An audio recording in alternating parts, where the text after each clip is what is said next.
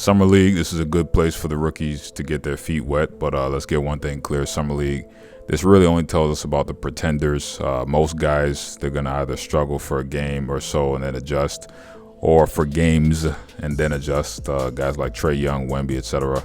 I'll never forget, there was a few years ago, there was a guy, you guys may or may not remember him, by the name of Kevin Knox. He's a player for the Knicks. And I was looking at this guy, I was like, man, it's like 6'9", 6'10"-ish. You know, he can shoot a little bit, dribble a little bit, but he never put it all together at the NBA level. I watched this guy, Kevin Knox, get the basketball snatched from him by Zion. And I remember thinking at that time, once that happened, I said, wow, his career is over. When something like that happens to you, it's done. Your man, you have to literally punch the guy back. You know, not figuratively, but or not literally, but figuratively. You got to go get yours back immediately. You got to establish dominance. You let that happen. I say, yeah, it's done. The guys who are trying to get a roster spot, Summer League's going to tell you a lot about them. It's going to tell you a lot more about them than it will the top draft picks. I mean, top draft picks like Zion, those kind of guys, you know, out of all those games, they're going to have a game or two. They're going to ball out. They're going to show, you know, that top talent level shine through, what's his name? For the Lakers many years ago, D'Angelo Russell. You know, he's a guy who overall underwhelmed based on where he got picked, but there were spots of his career where he looked like he was going to be a star.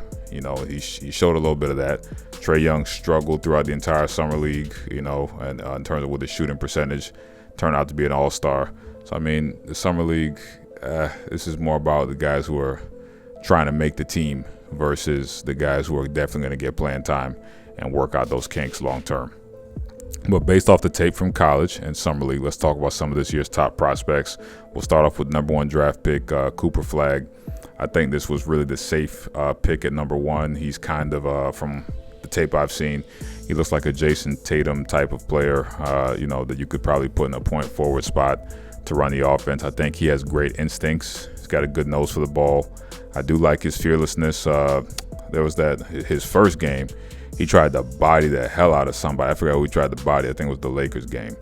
Jesus, Lord. That man tried to take his head off. But I do like the fact that he puts his nose down when he's going to the rim. I think he needs to watch Tatum tape from about 2022 through 24. That's kind of where Tatum figured out how to run the offense at a high level, play both ways, and play pretty damn efficiently. I think he's probably the best player that Duke has produced. I'm talking about Tatum right now, since Kyrie. But Flagg definitely has good potential. I do not see him as a Christian Laettner type of guy.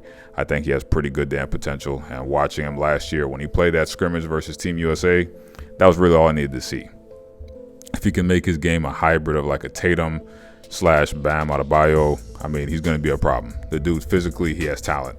And he's definitely got, you know, some skills. We'll see if he has the skills to pay the bills in the future. But he definitely has some skills. He has a great base right now. Second pick, Dylan Harper. We got to talk about him. He's a very good prospect. Number 2, I mean, his dad, you know, most people probably know his dad from his time with the Bulls, but his time with the Clippers, I mean, that dude was a bad boy. You go back and watch the tape on him. Ron Harper was no joke. Now, Ron also has his older son, Ron Jr., is in the league as well, but he's got 2 kids, you know, or 2 sons in the NBA, which is pretty damn impressive. I believe his mother was also a ball player, coach as well, from what I was looking at. But based off the tape, the Spurs, I mean, they made another good pick, go figure. They generally don't really miss in the draft. They do a very good job scouting. If this guy and, what's his name, Castle, if they can share the ball effectively, San Antonio will make the playoffs this year. I think Harper, he's got a pretty good feel for the pick and roll. That pick and roll action, he moves pretty well off of that with the screens, and he also does a pretty good job moving off ball. I think his athleticism is pretty explosive, which will serve him well if he can pace it. If he can, you know, keep doing what he's doing right now with those controllable bursts and not be reckless like a Ja Morant. You know, the Spurs, they'll definitely have the opportunity to have something special with him, Castle, Wemby, if Harper turns out to be as good as his tape has shown. Now, the next guy, we got to talk about this, VJ Edgecombe. I mean, a lot of people were talking a lot of cash money, you know, between him and Ace Bailey, who should have gone first. VJ Edgecombe, not much to say about this guy, except he's probably going to become a professional scorer. I mean, when I watched him in that game versus the Jazz, during the summer league, he's got a great he's got great control over his dribble and with his drive. Now, we have to see what he looks like creating. I don't think he's going to be much of a creator for other people, but for himself, in terms of getting his shot off, once his outside shot improves within the next few years, which will probably happen, he's going to be a problem. His mid-range game is already extremely precise. A comp for him would probably be like a Donovan Mitchell type, archetype, where he's probably going to play really well offensively, just off rip. BJ Edgecombe, he's got a high ceiling, great bounce, great first step. Definitely is going to be interesting to watch him over the next few years, see what he can do over there in Philly, all the guards they got. Now, Ace Bailey, this guy, from what I've seen, over the last year or so, just looking at, because he was at Rutgers over there with Harper as well. His game is very reminiscent of a more athletic, less skilled version of Carmelo Anthony. I mean, I like his intensity on the boards, and he has an ability to get various kinds of shots off, whether it's over the shoulder, either shoulder really, off the dribble. But I think against elite defenders, I do believe he'll be a player you can bait into going 1v1 versus playing within the flow of an offense. He would do well on a team like the Nuggets or Knicks because both teams, they need a wing that's dynamic, who can hit difficult shots, on occasion and create. Jokic, I think, would know how to feed him very well, in those spots. And the Knicks, they do need a dynamic scoring wing, forward to basically take them to that next level, get the ball out of Brunson's hands a little quicker. I think Brunson, he gets away with a lot of stuff because he doesn't have a wing that he really is dishing to that's super offensive minded. Those guys he's got there, they're decent on the offensive end between Bridges and OG Anunoby, but those are not scoring first type wings. Utah, I think for this guy though, Ace Bailey, I do think Utah is a great place for him because really there ain't nothing for him but basketball to focus on his craft. I mean, Salt Lake City, what's really going on out there in Utah that's gonna distract him? There was a coach back then in 2018-ish, 2019, named Coach Jason Brown. That man, he was a coach on Last Chance U. That season, the team was based in Kansas, and I remember he said something to one of these players that stuck with me, which is true. It's a junior college, little JUCO.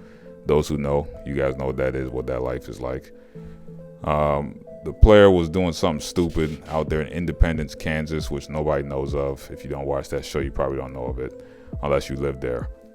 Man, I was like, yo, if you cannot stay focused in Independence, Kansas, you just give up. You're done. You have no discipline. You have no focus. I mean, there's certain places that there's really not. This is not Miami Beach. This is not, Ocean Avenue. This is not LA, Rodeo Drive, all that bullshit. There's no distractions here that really should be getting you tripped up.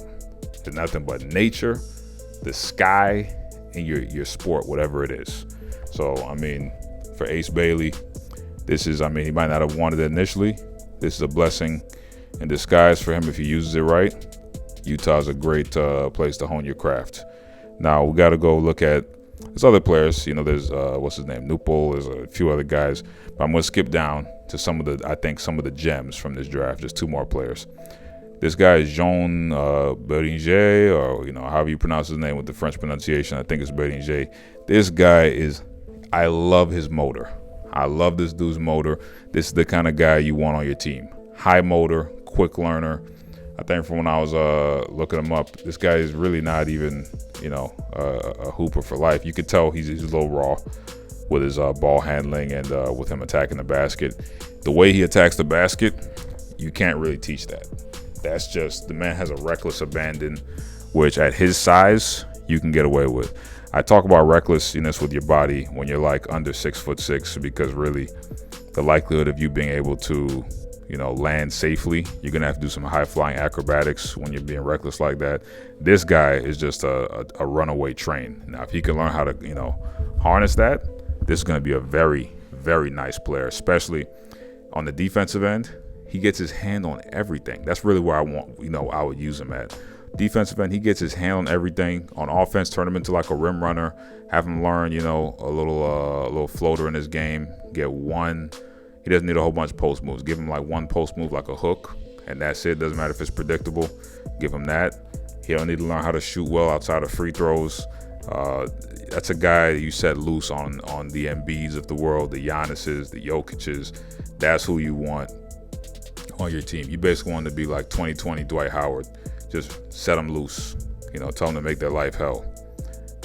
This is a guy who, if he's trained properly and if he's, serious, he could potentially win a Defensive Player of the Year.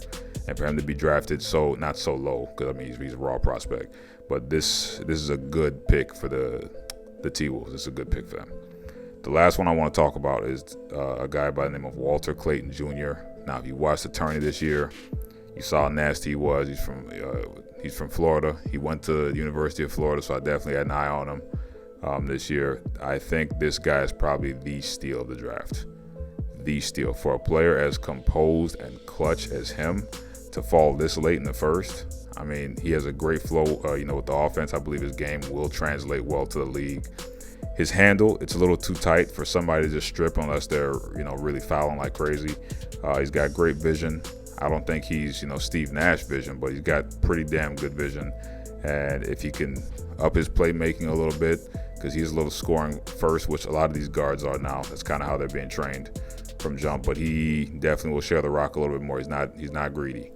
Watching him in the tournament, I definitely liked how he was able to get shots off the dribble. He was able to finish at the cup. Summer League, he's kind of shown a little bit of that as well, which is good. Watching him this year at the tournament, really, my honest opinion of him, I was like, this is a man amongst boys. When you watch how composed he was, and basically there was no moment that was going to phase him or get him, rattled. I was like, this is a man amongst boys. Okay. General managers, I get it. You want to extract as much value as you can from each player. You want 19-year-olds, 20-year-olds, but I get it. But you also have to learn how to draft talent, draft skill, draft composure, draft maturity. The guy's 22. He stuck with it this long. He went and won a title. The man clearly has the skills. We'll see if he has the skills to pay the bills. I'm not giving nobody that moniker until I've seen you in the league, doing your thing, balling out on pros consistently. That's when you get those titles. Jason Tatum, he's got skills to pay the bills. Shai Gilgeous-Alexander, Nikola Jokic, Luka Doncic, Giannis, these guys, I'll give them those, that credit. But for Cooper Flagg, Walter Clayton Jr., VJ Edgecombe, all these guys, we got to see. For Walter Clayton Jr., I think he's a little bit handsy on defense. He's not chopping his feet as well as I think he could. But definitely once he, starts doing his lateral shuffles, his lateral drills, trying to get that as good as possible, learn how to predict where guys are going and kind of guide them there as well. The great defensive players are also, you'll see Kawhi, there's not really a lot of action going on his section. He'll guide players in the certain spots that he wants them to be at. Ron Artest used to do it as well. Strong players can do that. If you can watch, not a whole bunch, but just a little bit of their tape, learn some of those things, because, he's not going to be a defensive stopper, but just a few techniques, to try and up his game on that end. He's going to be a problem in this league for years to come. He's definitely got a good handle on the offensive side. It'll pick up more and more the more he plays, but him over there, that's definitely going to be a good spot for him. Now, with these players, we'll see. Only time will tell, but I do think these are going to be some pretty good players. I think out of the bunch that I named, I think Jean Bertinger, that's probably going to be a big steal on the defensive end. I think Walter Clayton Jr. is probably going to be the biggest steal overall as an offensive player. I think anybody in that top three, very safe. I don't think any one of them are going to be MVP level players, but all three of them, definitely have the chance to go on and potentially win titles as a very important player on each of their teams. So I'm excited to see what happens. For VJ Edgecombe, I don't think he's going to win a title in Philly. No disrespect. Philly don't have the juice like that. Not anymore, not since the 80s, or really since the early 2000s with AI, but definitely since the 80s when they won. With Dylan Harper, we'll see what he can do down there in San Antonio. I think he got drafted to the best position overall. I think Cooper Flagg, he has a unique situation because of AD and Kyrie, their injury issues that they have. He may or may not get a lot of, he's going to get playing time, but may or may not be put into a situation that he could potentially thrive in a team aspect. But I definitely think he'll get a lot of rub when it comes to learning how to play in the NBA his way, because he's not going to have to share the ball as much as he would if they were fully healthy. But we'll see. These players got a lot of potential, and as usual, don't be mad at me, be mad at yourself.